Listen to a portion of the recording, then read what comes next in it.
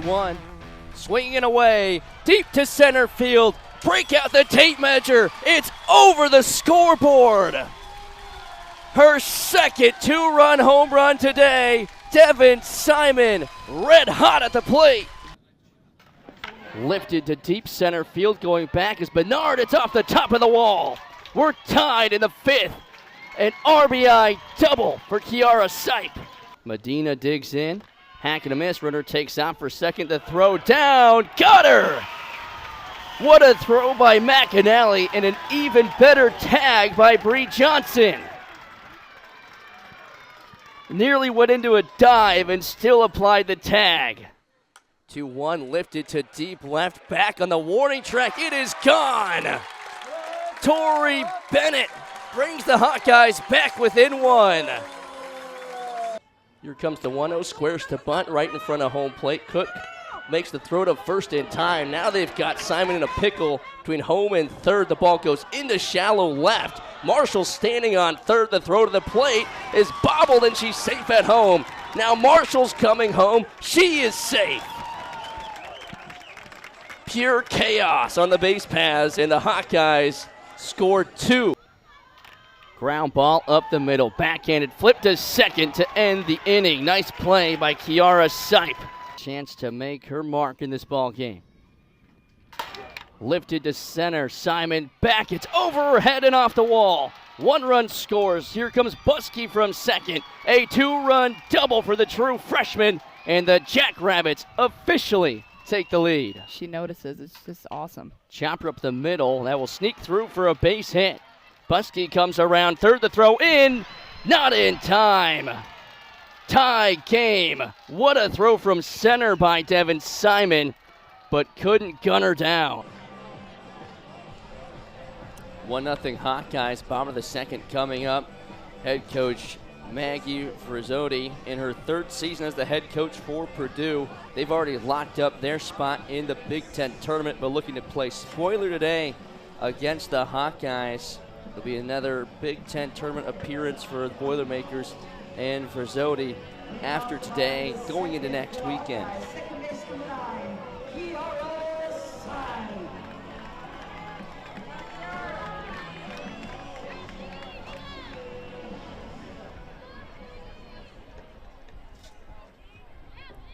Here is Kiara Sipe to lead off the bottom of the second. Gossett still out there for Purdue.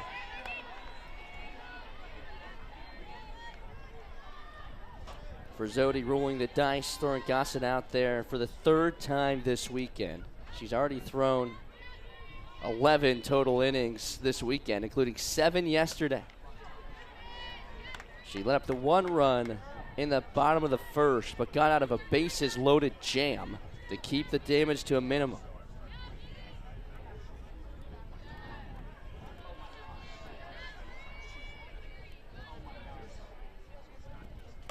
Sipe pops it up in foul territory.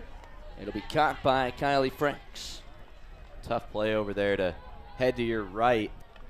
Whenever that's on your glove side with those pop-ups, it's pretty tough because you're kind of feeling it on a pop-out backhanded.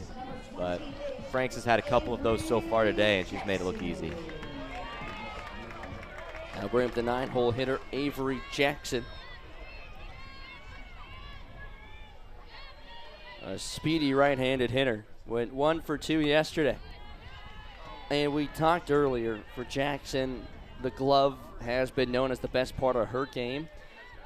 But this weekend, the bats really come alive. 3 hits and 5 at-bats. She had a double and a stolen base yesterday.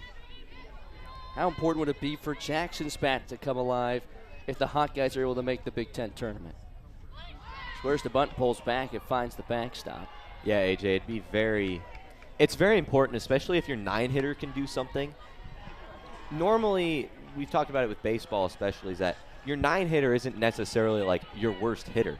You need someone who can turn that offense around from the bottom of the order to those players that you know are the stars at the top, and Jackson has done a pretty good job of that all season. Squares the bunt again, but pulls back. Not to mention she's got electrifying speed, so when she does get on, and Simon and Bennett do their things at the top of the lineup, Jackson causes a lot of havoc on the base paths and can do damage to the scoreboard as well. 2-1 to the senior. That one goes up and in and catches Jackson. Looked like it, I don't really know. It looked from here like it got her on the elbow guard, but it looked like it actually got her on the hand. She was kind of moving that hand around, but she looks like she's going to be okay. Another replay close to the knob. Very close to the knob. That could have been dangerous. It could have been. Purdue, no challenge. They'll give her the free base. And that does lead to the top of the order with Devin Simon. Singled and scored her first time up.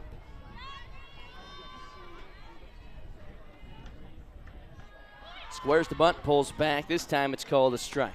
Trying to play small ball right here. With Simon's speed, if she can lay a good bunt down, she'll be on first relatively easy. Just trying to get Jackson, who's on your screen now, over to second base.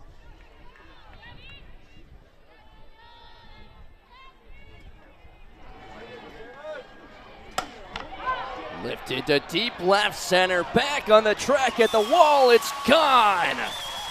Devin Simon, a 2-run bomb over the fence to give the Hawkeyes a 3-run lead.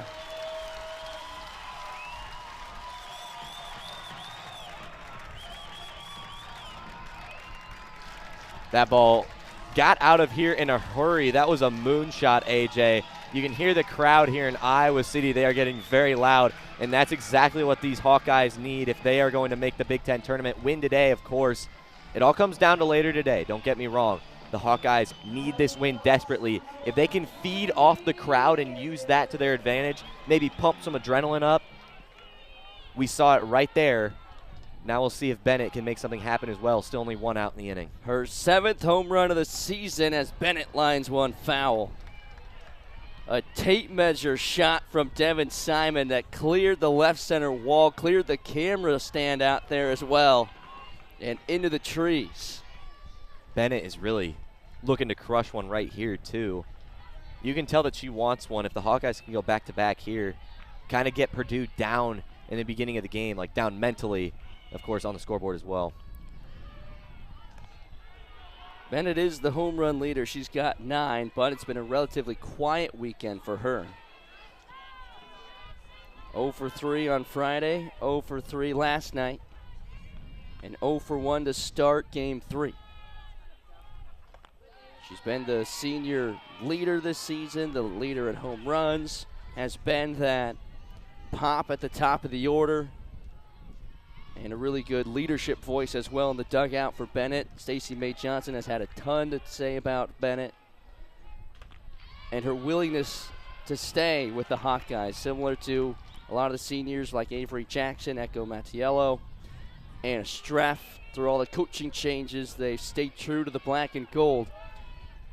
See what Bennett can do here. 2-2 with nobody on. Right back to the pitcher. Gossett knocks it down and makes the play.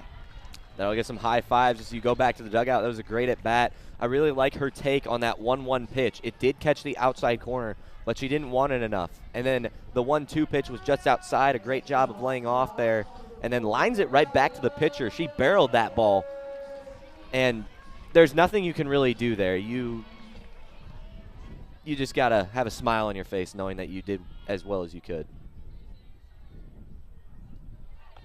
Bennett, despite the mini slump she's in this weekend, it's not been the strikeouts that have been piling up. She's had a couple of barrels just right to defenders. Myers a barrel up the middle to keep the second inning alive. Yeah, the Hawkeyes really getting to Gossett now.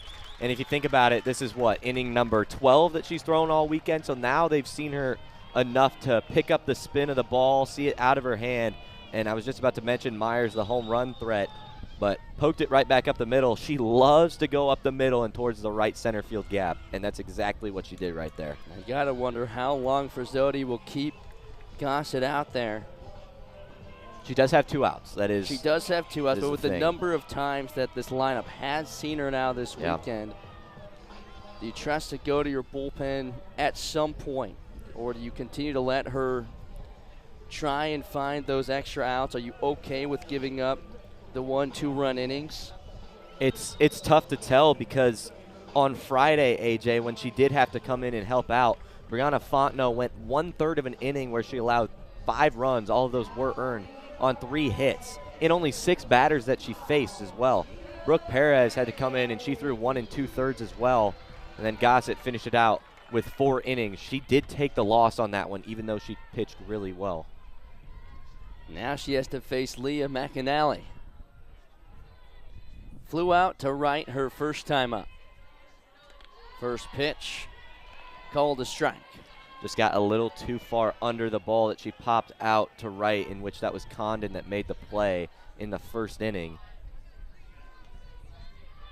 Just got to chop down on the ball a little bit more. Goes back to the fastball but misses low and away. Evens the count on McAnally. She had to leave for a moment in yesterday's game after taking a foul ball off the kneecap. But came back into the game at the plate, did not go back as a defensive sub. Instead, it was Chavez who went back there to take over the catching duties, but they kept McAnally's bat in the lineup. Just shows you how important the power that she brings is to Iowa.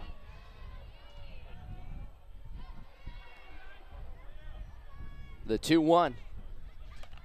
Fouled back. We've already talked about it before. When she did hit that pop up to right field, she likes going to right, and that's what she'll have to do with her approach right here when she's got 2 balls and 2 strikes.